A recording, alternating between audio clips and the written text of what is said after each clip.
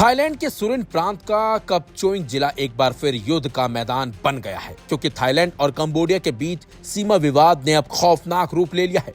Tank, तोप, machine gun और अब फाइटर जेट भी इस टकराव में उतर चुके हैं और दोनों ही देशों में भयानक तबाही मच रही है।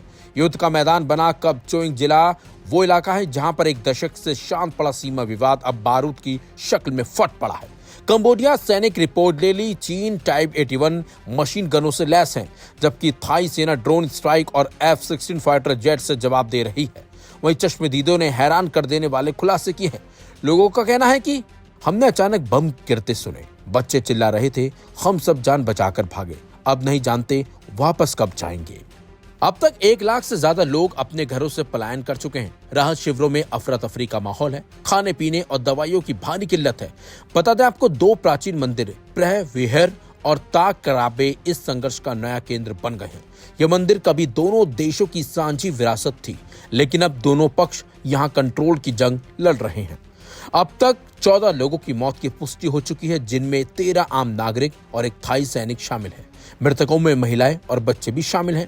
लोगों की माने तो ये संघर्ष अब सिर्फ सीमा विवाद नहीं, बल्कि एक रणनीतिक शक्ति परीक्षण बन चुका है। अगर जल्द कोई समाधान नहीं हुआ तो पूरा क्षेत्र आग की चपेट में आ सकता है।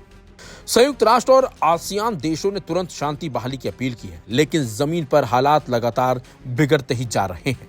एक ऐसा संघर्ष जो इतिहास और राजनीति दोनों की जड़ों में बसा है, अब आम लोगों की जिंदगी तबाह कर रहा है।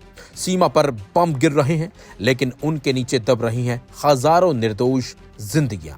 Aim right, achieve big. At KR Mangalam University, we provide you the platform to turn your dreams into reality. At KR Mangalam University. जरूरत अब हथियारों की नहीं, बल्कि संवाद की है, क्योंकि अगर समय रहते संवाद और इस युद्ध को रोका नहीं गया तो हालात काफी ज्यादा बिगड़ जाएंगे और इसमें लोगों की जान भी ज्यादा जा सकती है। ऐसे में जल्द से जल्द इस युद्ध को रोकने की जरूरत है, नहीं तो हालात काफी बदतर हो सकते हैं। क्योंकि इस वक्त जो तस्वीरें सामने आ रही हैं वो काफी डरावनी हैं और भयानक हैं। उन्हें देखने से अंदाजा लगाया जा सकता है कि वहां के हालात काफी गंभीर बन चुके हैं। हजारों लोग ऐसे भी हैं जो अपने घरों को छोड़कर ऐसी जगह छिपे बैठे हैं, कभी भी किसी भी वक्त उन पर भी बम गिर सकता है। लेकिन हकीकत यही है कि वहां पर हालात सबसे ज्यादा बुरे हो चुके हैं, गंभीर हैं। बच्चे खाने को तरस रहे हैं, बूढ़े बुजुर्ग परेशान हो रहे हैं, लेकिन सरकार कुछ नहीं कर रही है। ऐसे में किसी तीसरे देश को आगे आकर इन दोनों के बीच जंग को रुकवाना होगा, नहीं तो ये दोनों देश एक दूसरे पर हावी होते जाएंगे और खामियाजा आम लोगों को ही भुगतना पड़ेगा।